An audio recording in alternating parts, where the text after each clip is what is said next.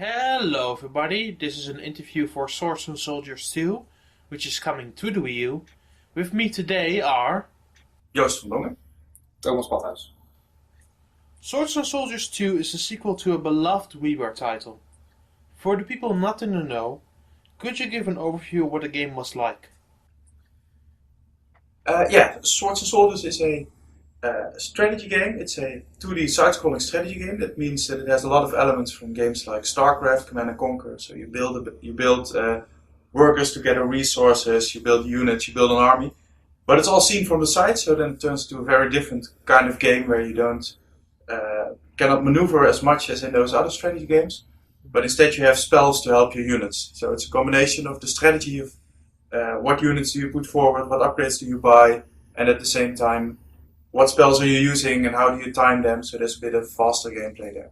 Yeah, in a way it's limited because of the 2D gameplay, but that also gives a lot of unique opportunities of exploiting these strategic gameplay units and spells in the 2D play. Since then, you brought the game to many platforms and another game called Awesome Knots in between. What made you want to go back to Nintendo systems of all places? Well, there was a new Nintendo platform coming. We started this project over 2 years ago. That was well before the launch of the Wii U, and we got early dev kits from Nintendo, and we thought it was really great and wanted to do something with that. And well, Swords and Soldiers is 5 years old now, and we really felt like coming back to it. It's a great game, it's a great franchise, and we wanted to do new things with it, take it in new directions. Yeah, and also with the Wii U you have the new controller, so you have the possibility to have touch gameplay on there, and we really make use of that in this Swords and Soldiers sequel as well. I was able to play the demo level of the title, which is part of the campaign. What I saw directly were subtle changes but yet a familiar feel. How are you evolving the campaign for the sequel? Well, compared to Swords and Soldiers 1, where it was 3 separate campaigns of the 3 different factions, the Vikings, the Chinese and the Aztecs, we now have one complete story, one new adventure where you start off with Redbeard, but during the campaign you meet new friends and make new enemies, and you build your army in that way. So you meet these new factions, and you get to use these new units and spells of these factions during the campaign. So it's one big adventure which flows through the different factions and all these units and spells instead of 3 separate ones. You have mentioned various elements, but the game does stick to the 3 faction structure. What is the mentality behind this, and what are the changes that you can talk about right now? Well, we wanted to mix it up a bit more than in Swords and Soldiers 1. Swords and Soldiers 1 is quite rigid. We have these, like the Vikings, they have these units, these spells, they have these tactics, but it's really interesting to have other combinations, and those combinations might not be as balanced for hardcore skirmish multiplayer, but they are fun to play with. And the goal is to have a campaign that's very varied, has a lot of different things you can try, a lot of fun things to try, and this way we can add much more variation. We can make weird combinations that may not be balanced, but are a lot of fun to do, and that make for a great campaign level.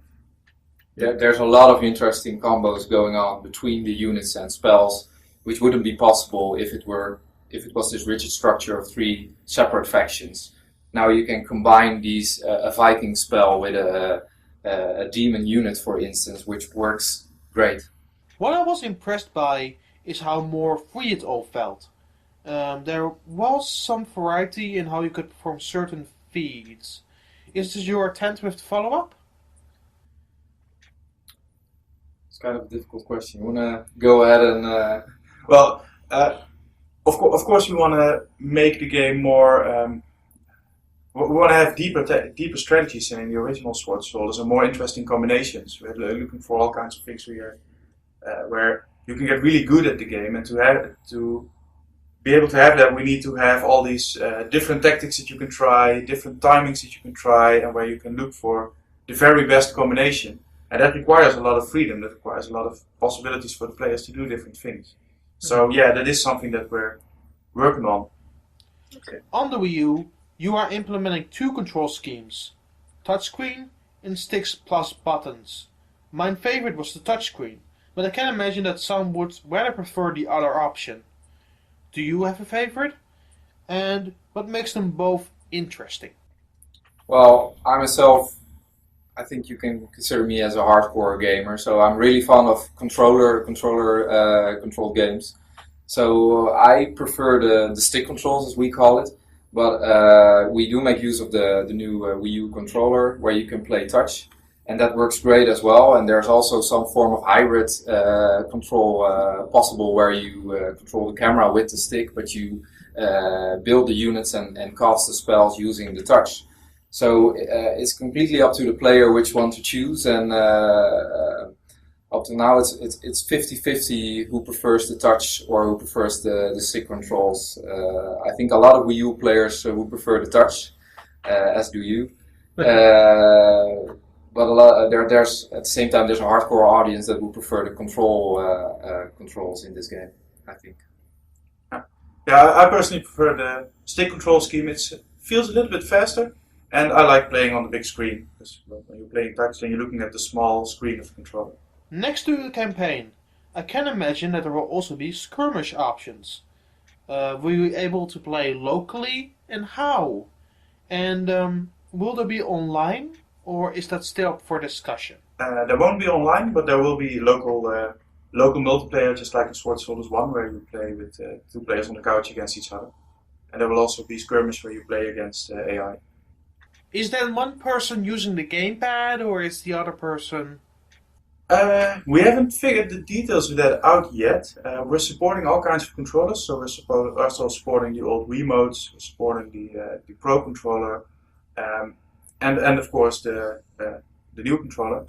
Mhm. And we haven't figured the details out yet, but it will probably be that one player just plays on the new controller and the other player plays on the television with whatever control scheme he likes. That's good. Also, aside from the skirmish mode, the local skirmish mode we will have in game, there's also skirmish encounters during the campaign, because the flow of the campaign is there's a lot of different kind of levels, not necessarily based on skirmish battles, but that's still the core of Swords and Soldiers. But in between these varied levels with different mechanics, there will be random skirmish encounters where you will have to show your skills against an AI opponent. The overall presentation seems a lot tighter than before, with a lot of touches added. Is this something you've put a lot of thought into? Yeah, well, we've grown a lot as a studio since we've made Sword Soldiers 1. That was our debut game. It was our first commercial game, and we were developing our technology at the time. We were developing our skills at the time. And for astronauts, we made a lot of really cool editors. We made much better animation tools, things like that, much better tools for level design. And we're putting those to good use now. So, yeah, the idea is to make something that's much more varied, much higher quality, much more production value. I think with this game we're getting much closer to like the best 2D games in the world. We're getting much closer to that kind of level than with the original Swords and Soldiers. It also helps that you are not limited to the restrictions of Wii U, right? Yeah, it is a big benefit that games can be much bigger now.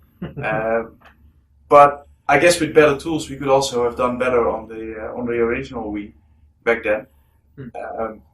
But yeah, the game is. Some of the characters are larger than the entire. The animation sheets for some of the characters are larger than the entire game on the original Wii.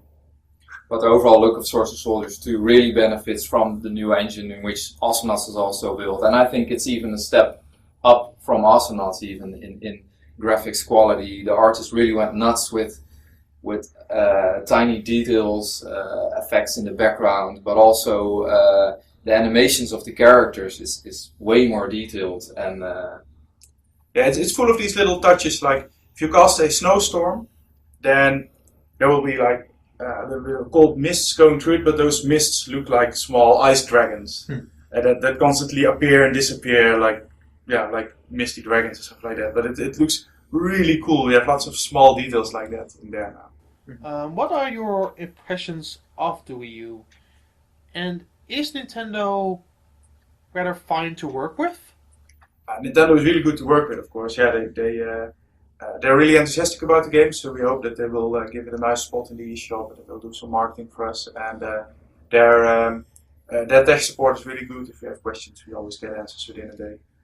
And yeah, in general, we just love the new controller. It's just like the other new consoles, the PlayStation 4, the Xbox One. From our perspective, they're mostly just the same thing as before, but much faster. Well, the Wii U really has something new. It has this controller with a screen on it, it's touch, it has all these things that really weren't there yet. Is the game coming out in 2014? We're hoping for autumn this year, Autumn this year. but we don't have a release date. No promise. No promises. We'll look forward to autumn this year then. Thank you so much. You're welcome. Thank you.